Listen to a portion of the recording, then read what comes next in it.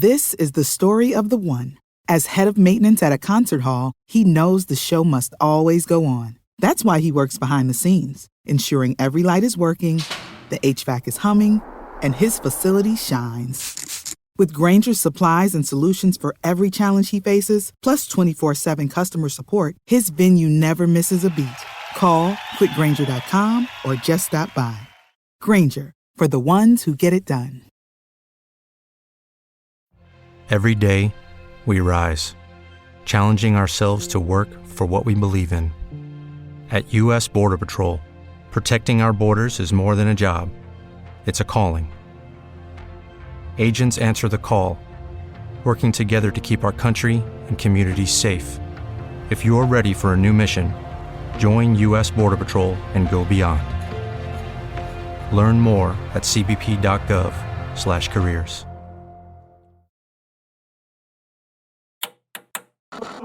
With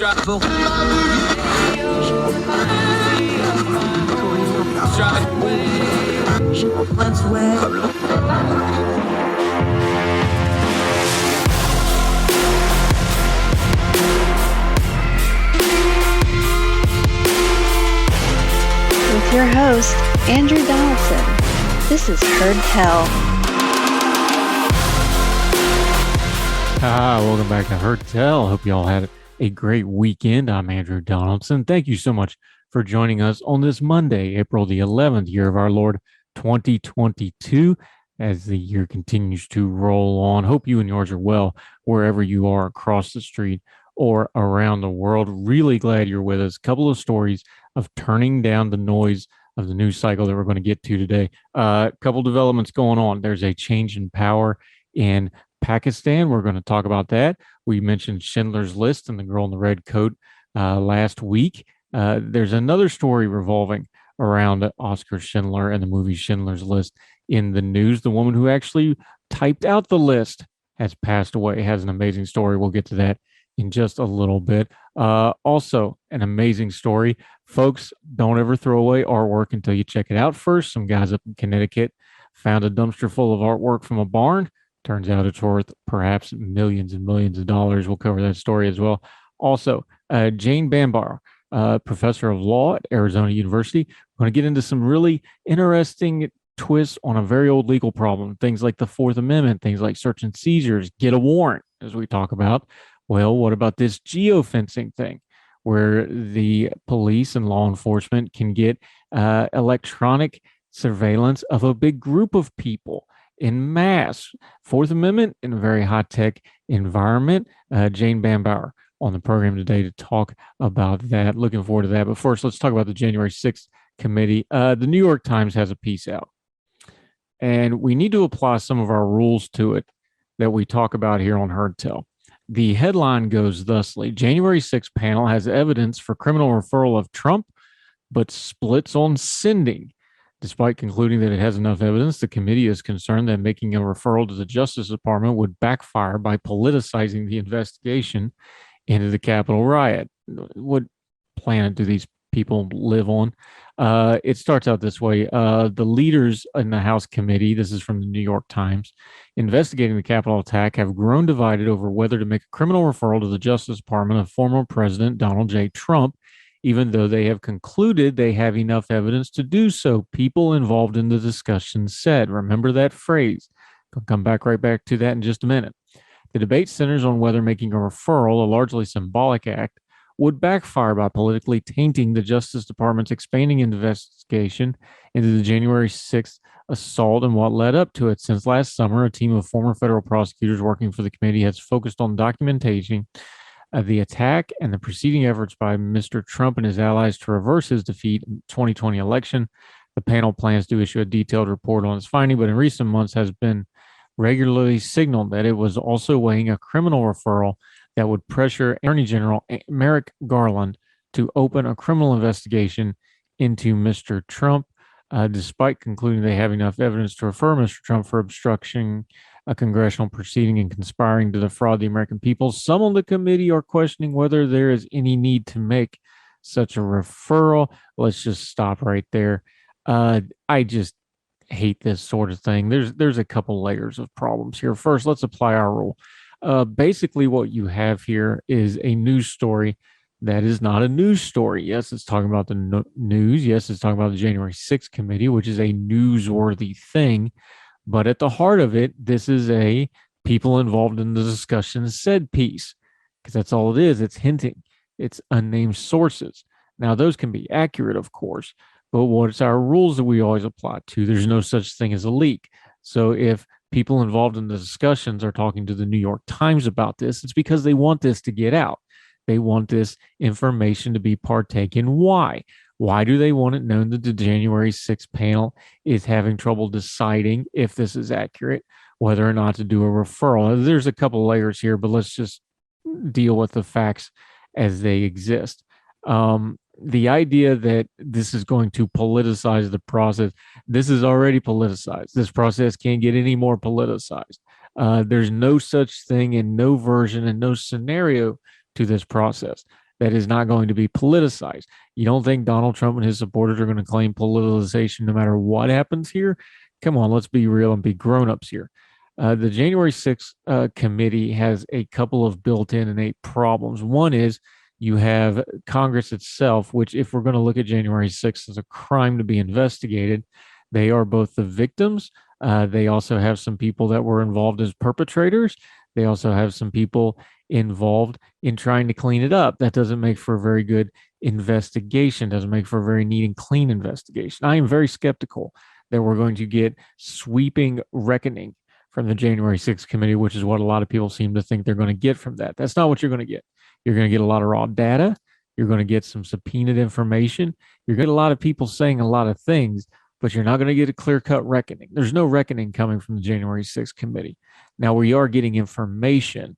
It gets more and more clear that the conspiracies and the plans and the half-baked, half-witted attempts to change the course of the election and change the course of the certification process on January 6th, all those things we're learning more about. But as far as referrals go, as far as criminal charges go, very skeptical any of that's going to come out of this committee. I know that's not popular. That's not what people want to hear on certain things. And I know some people want to think that it's in itself is politicized. But the truth is Congress is just not going to be able to get a reckoning here. They're going to give you information.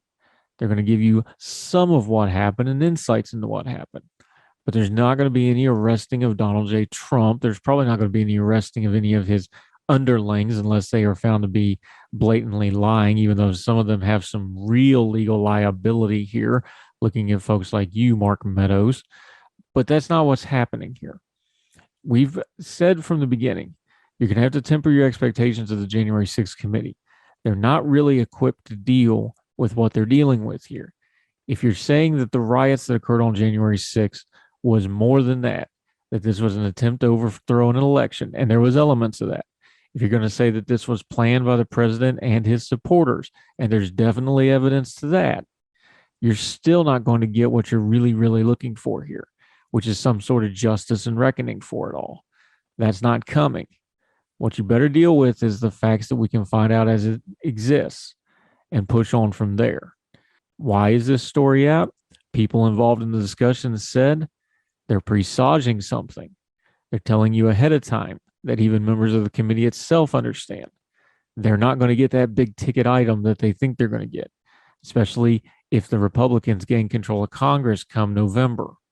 And that's the end of the January 6th committee as it's currently constituted come January. Of course, this is going to be politicized. It's already politicized. Don't look for a reckoning. Don't look for a clean-cut answer coming from the January 6th committee. You're certainly not going to get it from Donald Trump and his camp, and you're not going to get it from the people that are opposed to him. You're going to have to find that on your own. We all are. Look through the data, look through the evidence, and make up your own mind.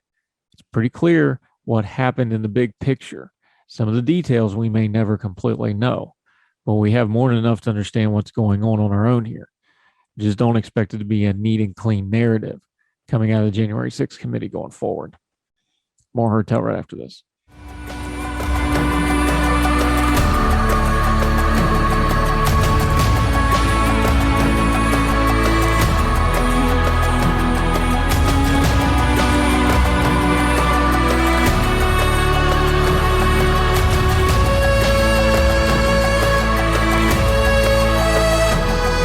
back overseas.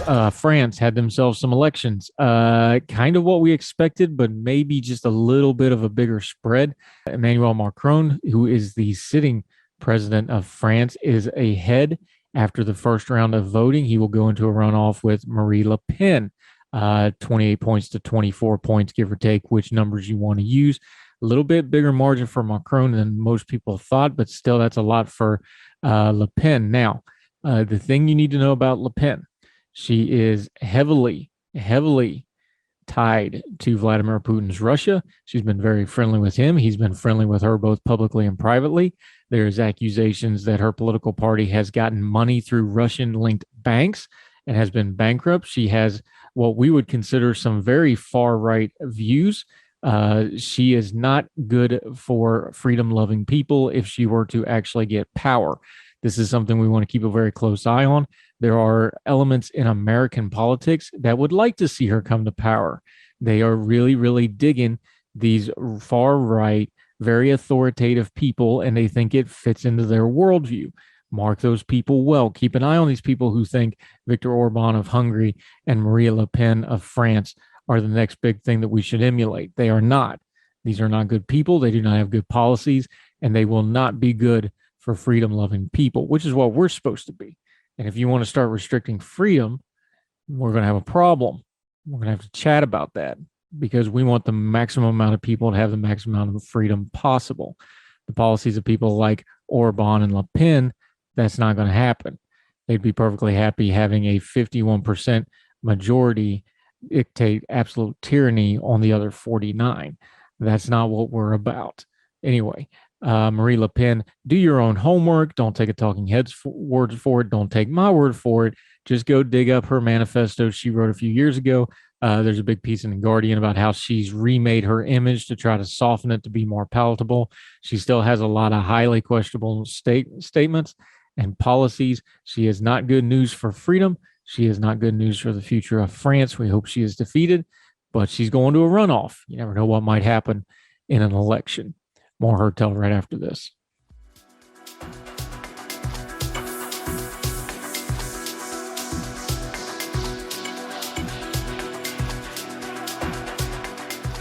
Welcome back to Heard Tell. This is going to be fun because this is a kind of an old story in law, but a new twist on it.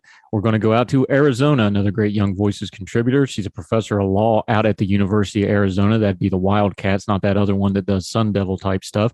Jane Bambauer, how are you, ma'am? I'm doing great. How are you? Feels like Arizona out here. It's a nice hot day out here on the East Coast for a change of pace. Summer's sneaking up on us. We're doing well, ma'am.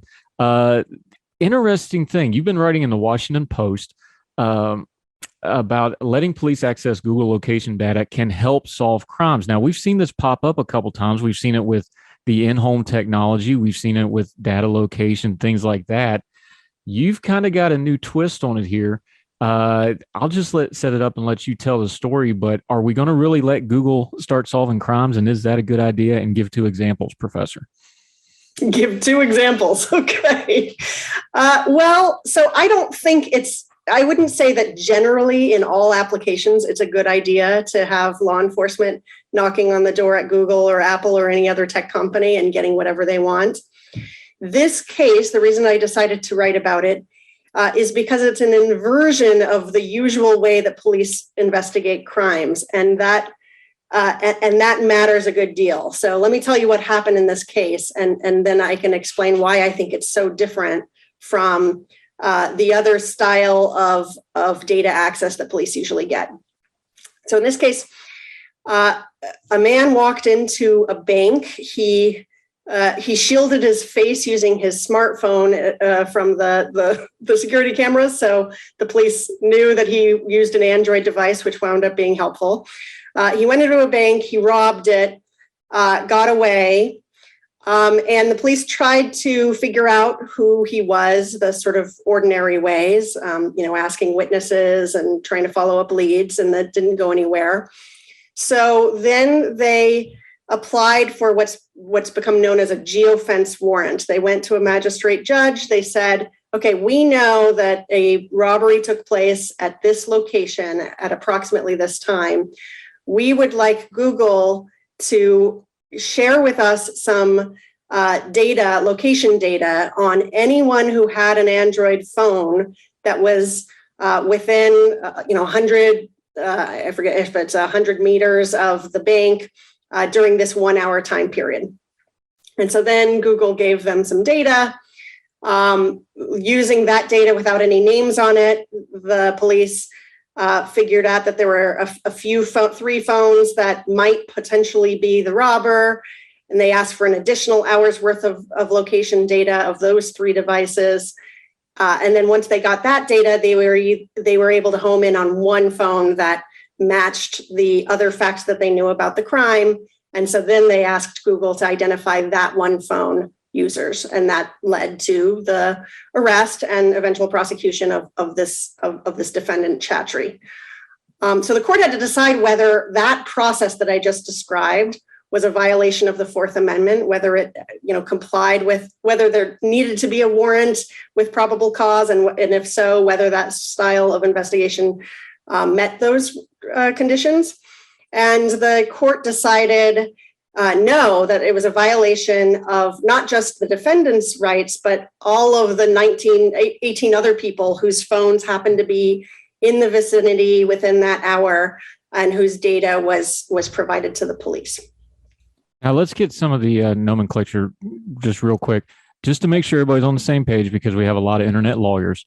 What does the Fourth Amendment actually do and do not say? I know we could, teach a whole semester or 2 or 3 or 4 years on the Fourth Amendment because it's one of the more contested things that's always getting tried in case law. But just basically, what does the Fourth Amendment give the average American in the average situation as far as protection from search? Great. Okay. So the Fourth Amendment promises that we all have a right to be free from unreasonable searches and seizures, and that a warrant can only be issued if the police have probable cause to believe that the person that they're investigating, that they're searching, was engaged in crime.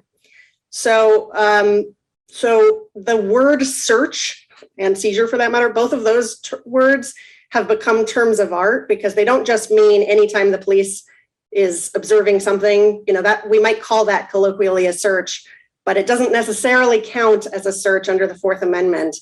So police can, they can walk down the street and they can look at, they can even follow people, and they can be very interested and intentional about observing a target. And if they stay in public, that's not going to count as a search. So one of the things that this case raises is whether asking for the data from Google even counts as a search at all. And if it does, then we have to ask whether it was an unreasonable search. And then if it was, then it would require a warrant. Right. So now, to make sure we get the rest of the nomenclature right, the geofencing concept, which it comes under a couple different terms, though, is basically, instead of having one name on a warrant, which is what people traditionally think of, you go to the judge or the magistrate or whatever, and you get, hey, this person, and here's why, here's probable cause, so-and-so. They're saying, well, here's probable cause. We need to look at an area or a group of people or a group of devices. This is kind of a different way of looking at this, right? Yeah, exactly. So we know that the police will need a warrant if they have a suspect and they want to go search his home, for example. That's the kind of textbook case of when a warrant is required. You can't just walk into a home and look around for evidence. We also now know, thanks to a recent Supreme Court case, that police will need a warrant based on probable cause if they want to go to Google and say, hey, we think Andrew committed a crime recently. Give us the last 100 days of his geolocation records so that we can corroborate our suspicion. That in a case called Carpenter, the Supreme Court decided that even though there was some other precedent that made it unclear whether they would need a warrant or not, that amount of sensitive data about who is, about people's whereabouts constitutes a search. It's an invasion of a reasonable expectations of privacy, which is sort of how the court goes about trying to figure out whether a search has occurred or not. It was less clear, though, whether this style of investigation, where you're just getting a little tiny bit of location data about more people, whether that would follow the same logic as the Carpenter case. Yeah, talking to Jane Bambauer, professor of law at the University of Arizona. Where this starts getting really sticky now is what you just said. This looped in, almost 20 people and their devices. When you're talking about privacy, when you're talking about, reasonable search, now with technology, we have this whole nother layer of it because this data, they're not going to the people for it. They're going to Google for it. And now you have things like user agreements and consent agreements, that little checkbox that everybody clicks on and never reads all the things on. That's where this gets really sticky in a hurry because now we've got multiple layers on top of the traditional warrant process, which is just the state and the individual. Now you got the state and the individual, and you got this corporation over here, and you've got legal boundaries that they've already signed. Where do you even start trying to wade through that swamp when you're starting to try to get a warrant for 20 people's data that they also have a consent agreement with? I don't even know how to ask the question. That's how complicated this is. Isn't that kind of the core of the problem here, though? Well, yes, sort of. If we start with an attempt to just, take as granted everything that the court has ever said about when a warrant is needed and when it isn't, and then try to feel our ways to this case, it's going to be really hard. But I prefer to slice through the cases in a slightly different way. So let me explain why I think that what happened in this case should be allowed, why I think the police should be allowed to ask Google for this type of data, even though they're not allowed to go to Google and say, hey, give us the last 7 weeks of Andrew's data. First of all, it's worth mentioning that police have to do something to get an investigation started. So it's never a question of whether a crime is going to be investigated. The question is how. And so police can, of course, stand on a corner and see what 20 different people are doing. They can see their public movements without initiating anything that counts as a Fourth Amendment search. What might surprise your audience is that what they can also do, with the exception of large amounts of location data, they can also go to any company with a subpoena, so not a warrant, but just a subpoena, which is basically a request.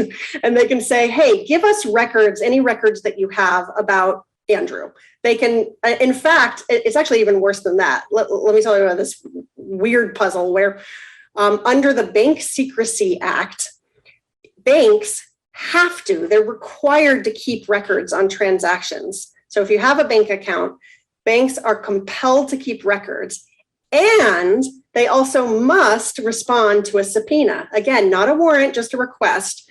And under the Fourth Amendment, all of that can be done without triggering a Fourth Amendment search. So if we think about what police already can do and have been allowed to do based on mere hunches or whims, it's probably quite shocking. That's one reason I think many people, including myself, applauded the Supreme Court when, in the case of Carpenter, they said, no, wait a minute. I know we had previously said that police can access records that are held by a company without it even counting as a search, but this has gone too far. Too much of our lives is now documented in these records that companies hold, like Apple, Google, any of the tech companies. So that's great. But what to me is profoundly disturbing about that subpoena process, where you ask for Andrew's, 7 weeks of Andrew's transaction or location data, is that it starts with a suspect, and there's no duty for the police to abide by any kind of limiting factors in terms of when or how or why they would ask for any one person's records, and then they can go access very sensitive records. By contrast, this case starts with the facts of a crime. And so it is self-limiting in the sense that the police don't actually know who's going to be caught up in the geofence. It could be politicians. It could be, it could be their friends. It's not as useful as a tool for discretion. And for that reason, I think we should not treat all access to data under the same umbrella. We should think carefully about how we want police to solve crimes. In fact, even in this case, the police first tracked down 2 leads that turned out to be wrong. One of the leads was that a woman called the police department and said, my ex-boyfriend so-and-so must have committed this robbery. And, it's not clear from the opinion what the police did to figure out whether that was true, but it turned out not to be true. And so that's an example of an individual totally innocent who wound up getting trapped up for at least a little while in a police investigation. And that's terrible, but it's also just part of what happens necessarily with police investigation. Another lead involved a bank employee who knew somebody who drove the type of car that was used as the getaway vehicle or something that was suspected to be involved in the crime. And so it was just the right make and model and maybe color. There was no other reason to think that this person was involved in the crime. And so the police had to figure out whether that person committed the crime. So the fact that innocent people may wind up being implicated and that's very stressful is unfortunate, but it doesn't make this process any different from, and actually maybe even less, this process might be actually less burdensome to the innocent than the usual traditional style of investigations. Yeah, and we're going to get into that with Jane Bambauer here shortly. Not only that, but this also cuts into how police investigate and some of the concerns folks about how those investigations work, how that's going to change this. We're going to get into a little bit more of the case law background on this and how this case worked out. More with Jane Bambauer right after this as Her Tale continues.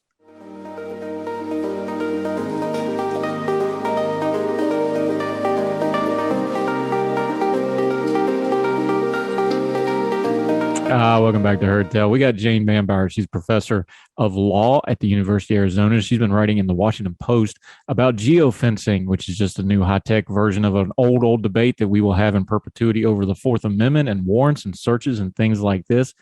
Let me ask you it this way. You had just touched on the fact that this changes how police view suspect. I found it interesting when you wrote about it. You actually found kind of, I don't know if you'd call a silver lining in this, but in a day and age where we're very concerned about police conduct, police misconduct, we talk about things like police bias. You actually mentioned that if things like geofencing was properly attributed, that this could actually do a little bit better because you're doing things like de-identified data that takes some of the implicit biases out of it. Some of the things that we're very concerned socially about police work. This could actually be a tool if properly used and managed and constrained by law, big if there, but that could be a good thing in some ways because this is just raw data without some of those social things that we're so concerned about, isn't it? Exactly. The reason I write about on this topic is for precisely the reasons that you raise. I see some forms of technology-driven police investigation as part of the police reform process. So I started in this area deeply concerned about, a few things that all sort of tie in here. For one thing, we have a clearance rate problem where we have these really, really long sentences, in part because police aren't solving enough crime. There's not as much likelihood of detection and enforcement as there are in other countries, and clearance rates actually have gone down in the last few years. So that's a real. So we have a real crime problem, a real potential overpunishment. In my opinion, there's an overpunishment problem, and then at the same time, we also have this potential for expansive access to private data. And so we might at the same time be suffering from privacy violations. So what I see potential in something like a geofence investigation, because the privacy invasion is there, but it's, in a comparative sense, it might be minimal or less bad than other traditional forms of policing. And as you said, it's more constrained to the facts of a crime, and therefore less likely to be an avenue for unintended bias or even for just harassment and abuse of power. Yeah, talking to Jane Bambauer. One of the great bottlenecks, you're talking about all the problems in the legal system. One of the great bottlenecks in the system is pretrial confinements and things like this. Is there a way that some of this data could start being used so that we're not just throwing people into the system while we're still investigating them, that sort of thing? I know that's a little beyond the scope of the geofencing we're talking about, but there are people talking about, hey, if we use technology correctly, because that's really the dirty, sticky end of the legal system right now, where a lot of this bad stuff happens. That's where we start creating criminals instead of solving crimes. Is there a potential for some of this data and technology to start clearing up that end of the legal system, where we can maybe have some of this data and not have to just have the whole weight of the court system dealing with every single little thing that's going on? Yes. So there have been proposals and some increased use in some counties of tracking and monitoring devices in lieu of pretrial detention, and also in lieu of longer sentences. It's also a good probation on the other end of the of the process. It's also a good tool for probation rather than incarceration. And I completely agree with you. One reason arrest is so terrible, so life transforming, is because of the incarceration, that a person is taken away from their job, their family, before they've even been convicted, and oftentimes arrests are of course are done without, arrests don't lead to conviction. And then also, as if that weren't bad enough, we have a well documented at this point problem where jail and prison has this has a criminogenic, as it's called, effect. That is, it produces more crime, and that's partly because people are no longer have the sort of support and jobs and whatnot from the pre-jail life, and there are other likely explanations as well, that when you're forced to associate with people who know how to do crime, it just it can lead to more crime. So there have been proposals for expanded use of surveillance and monitoring in lieu of incarceration. I'm all for that. There are privacy advocates that see it as dangerous, because what starts as a mere substitution could then be broadened, and we might start using, if arrest seems less terrible, it might happen more often, and so that the police can monitor people. I see how there can be some unintended consequences down the line, but for right now, I see so much upside from making that switch that I wouldn't worry until we, get there about downsides. Now, of course, that is on the suspect end of the spectrum. We've talked about some of the positives that theoretically could come out of this on the law enforcement side of the spectrum of this thing.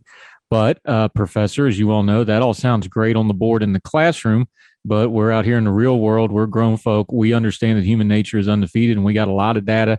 The police are human beings, and they like to push the boundaries of their authority. How do we, they're not doing real great with the warrant system as it is in a lot of cases, as we've seen too much in the news headlines lately. How do we realistically constrain things like this?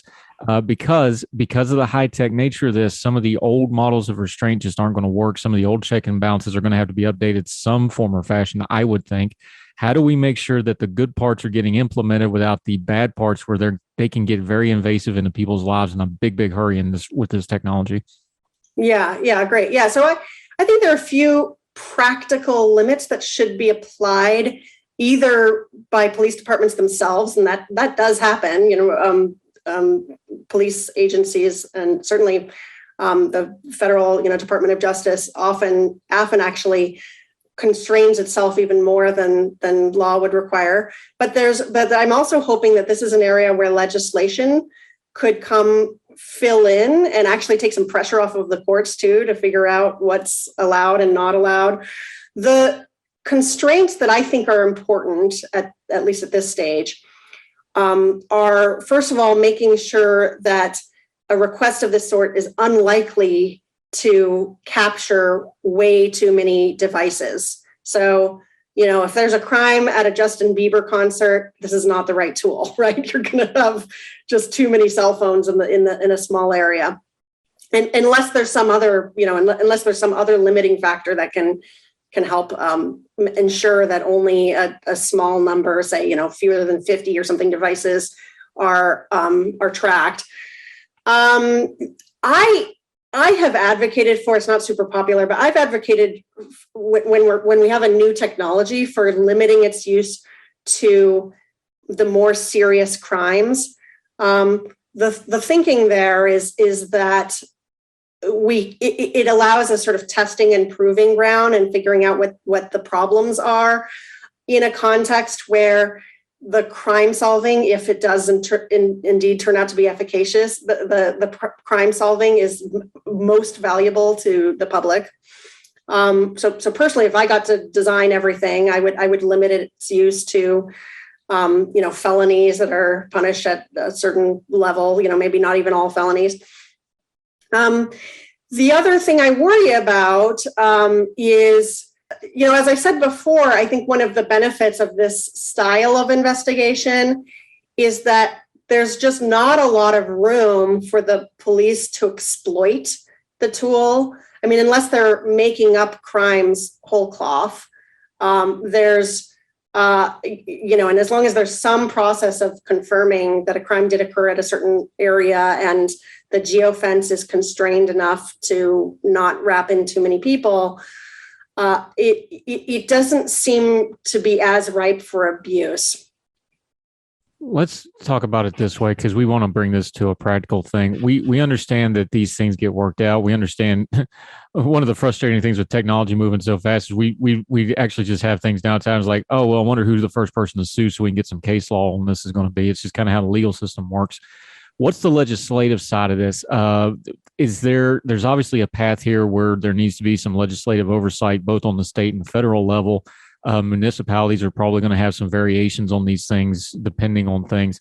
Where do you see that going? Because that too is going to affect the case law, because as we've seen with other things, the motto of the Supreme Court lately has been go talk to Congress about it. Where do you see that going and how that's going to affect the case law? Is there a push for legislation in this area, or is it something that's really, really lagging? And we're going to probably, unfortunately, with the way legislatures work, we're going to have some kind of a bad news event in this area for them to get attention on it. Yeah, well, the only legislative activity that I'm aware of are legislatures like New York's that are contemplating banning this process entirely. So I think geofencing has wound up being kind of categorized with things like facial recognition technology as something that just has an ick factor, and legislatures feel like it's more politically palatable to just go ahead and cut off police use. In some ways, that's a little bit of a challenge, because if what I'm suggesting sounds right, like if we actually want to encourage some limited use of this style of technology-driven investigation, it's not clear who lobbies for that, right? I mean, the police departments themselves, maybe. But on the other hand, if the police departments think that without legislation, they're basically unconstrained, then they probably won't. So I think, that there's a kind of political economy problem here that I am not really an expert in and could not kind of forecast how this could work out. Let me comment, though, on your observation that the Supreme Court has too frequently hinted that they're just waiting for the legislature, whether federal or state, to get involved. I see that as a trend too, and it's an unfortunate trend. What I see in Fourth Amendment case law, it's always been a little bit of a hodgepodge. I mean, it's just very strange. Supposedly, we're looking at what reasonable expectations of privacy are, but then, police can pretend to be other people and be your friends, and they can do really strange things to get information, extract information out of you, and then they can't do even the slightest, they can't, even touch your doorknob or something, the case law is very strange. It's starting, though, to get to the point where there isn't even a lot of grounding principles. I would love for courts in the lower levels at first, and eventually sort of showcasing their thinking as cases move up to the Supreme Court, to come up to articulate the values, the core values that we're trying to preserve, and how how the legal system should balance them against the practical necessity of police investigations. And I just don't see a lot of that. Even Carpenter, the case that we were talking about, where the Supreme Court decided you can't go get 100 days worth of geolocation data, the Supreme Court wouldn't even say how many days of geolocation data you can get without a warrant, right? So their decisions these days have been so narrow. They're sort of gesturing toward thinking that there's too much privacy abuse, but are not giving us firm principles to kind of iterate on. We're going to have you back on, because I really want to talk about this at some point with one of our legal experts like you or one of our other friends. It's gotten to the point, what we're talking about with the case law. We now have states specifically writing legislation to get it into the Supreme Court. I think that's a very pro or against or whatever that's a really bad, that's not a good path we're going down with that. We'll have you back and talk about that in a water sense, because when you start having the participants in the system trying to short circuit the system, that never ends well. But that's another topic for another day. Jane Bambauer, outstanding stuff on the Fourth Amendment, geofencing, technology, trying to keep up with case law.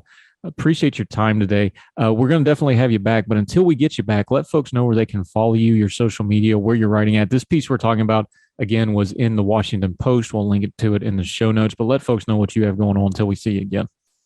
Yeah, okay. My Twitter handle is @Jane Yakowitz. That was my maiden name. And you can always find out what I'm up to via the University of Arizona's website and my faculty profile. Thanks. It was great. Yeah, Jane Bambauer and Yakowitz, that's pretty much a law firm right there. So, it could have been something. Jane Bambauer, professor of law at the University of Arizona. Thank you so much. Can't wait to talk to you again. Yeah, I think we should dig into that. That's something that I think not very many people are talking about, but it's going to really dictate some things over the next 5-10 years, I'm afraid. You tell me if I'm wrong, but I see that train coming and I don't like how it looks. I don't know about you. Yeah, no, I agree. It's not a good trend. Yeah. Go ahead. Well, I was going to say, I think some of the state laws, like in terms of abortion restriction laws and stuff like that, some of the state laws are designed to test whether there's the Supreme Court is ready to make a change of rule.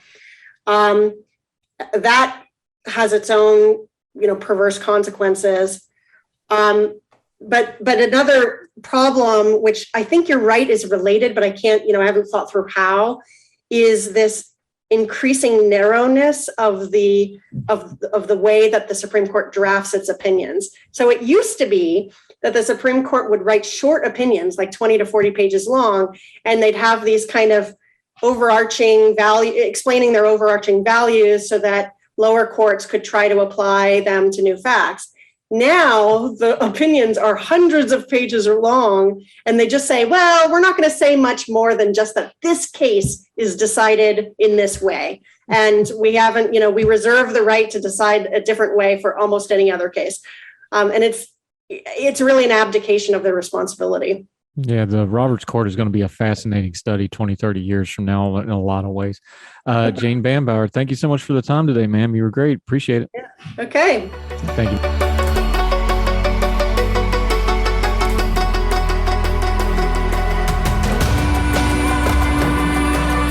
Welcome back to Heard Tell. Two stories that we're updating that we've been talking about the last few weeks. We talked about trouble in Pakistan, what was going to happen. Well, now we know what's going to happen. Imran Khan has been put out of office. Pakistan's a little complicated. They do have elections, but the military basically runs everything. So it's kind of a filter, if you will. No prime minister has ever completed a full 5-year parliamentary tenure in Pakistan, and Imran Khan looked as though he could have well been the first. This is from the BBC. The reason his position appeared so secure, however, also it helps explains his downfall. Both sides deny it, but it's widely acknowledged he came to power with the help of Pakistan's powerful army and intelligence system, and now he's fallen out with them. Again, the army runs the country. Mr. Khan undoubtedly had significant, genuine public support in 2018, but he also had the covert backing of what in Pakistan is referred to as the establishment or the military. The army has either directly or indirectly controlled the country for most of its existence, and critics labeled Imran Khan's government a, quote, hybrid regime. The support for Mr. Khan exemplifies itself a host in different ways. During the 2018 election campaign, media outlets reported sympathetically on his opponents, had distributed curtailed with some candidates standing for election that were either cajoled or coerced into joining his party. He made by them, one defecting member of Imran Khan's party told the BBC, they were the ones, meaning the military, that brought him into power. They have now brought him down, Imran Khan, out as the prime minister and the leader of Pakistan. One other note we want to update you on. Remember back into the week, we talked about Schindler's List, the iconic little girl in the red coat. That actress is all grown up and working with refugees. Another Schindler's List news notable item here. Mimi Reinhardt. That's the lady who was a Jew, who was Oskar Schindler's secretary later on. She's the one that actually typed the list out. Schindler's List, she typed it. She was still alive until just now. She just passed away. She was 107 years old and living in Israel.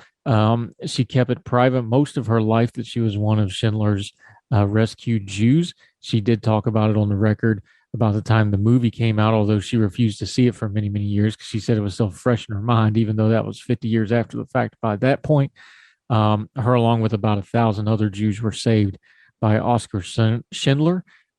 If you're not familiar with the movie, go watch it. It's a tough read. If you read the book, it's a tough watch if you watch the Steven Spielberg movie, but important piece of history. But anyway, living piece of history has passed on. Mimi Reinhardt was the secretary who typed up Schindler's List. She was 107 years old. A very, very full life. God bless her and her memory. We'll do more Heard Tell right after this.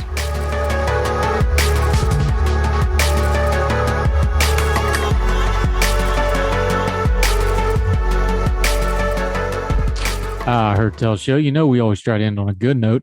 This is a fun one. There's this barn out in Connecticut, you see, and this contractor was paid to empty the barn into a dumpster. The contractor, his name is Jared Whipple, was a mechanic from Waterbury, retrieved all these dirt-covered pieces of art from a dumpster, from a barn. Turns out they were artwork worth millions of dollars. Whipple found out the works were by Francis Hines. This is from The Guardian, an abstract expressionist who died in 2016 at 96 years old and had stored his work in the barn. Hearst Connecticut Media Group reported Hines was renowned for his wrapping pieces in which fabric is wrapped around an object.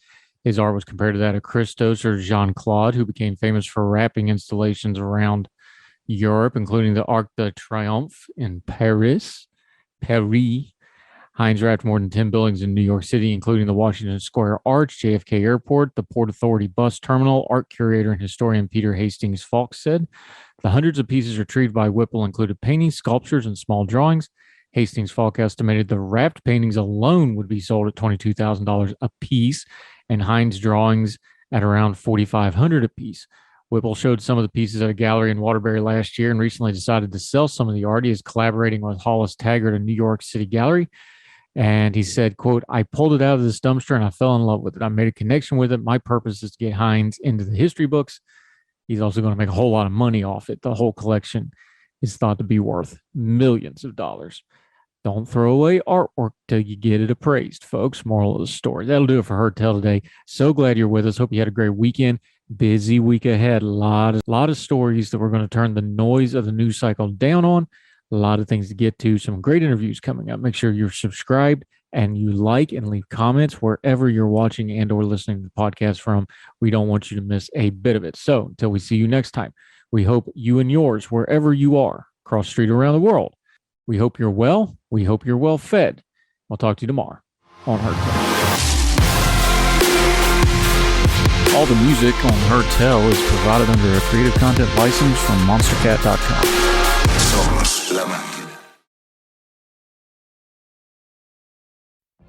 What if you could have a career where the opportunities are as vast as our nation, where it's not about mission statements, but a shared mission? At U.S. Customs and Border Protection, we go beyond to protect more than borders. From ship to shore, air to ground, cities to local communities, CBP agents and officers are keeping people safe. Join U.S. Customs and Border Protection and go beyond for something far greater than yourself. Learn more at cbp.gov/careers. What if you could have a career where the opportunities are as vast as our nation, where it's not about mission statements, but a shared mission? At U.S. Customs and Border Protection, we go beyond to protect more than borders. From ship to shore, air to ground, cities to local communities, CBP agents and officers are keeping people safe. Join U.S. Customs and Border Protection and go beyond for something far greater than yourself. Learn more at cbp.gov/careers.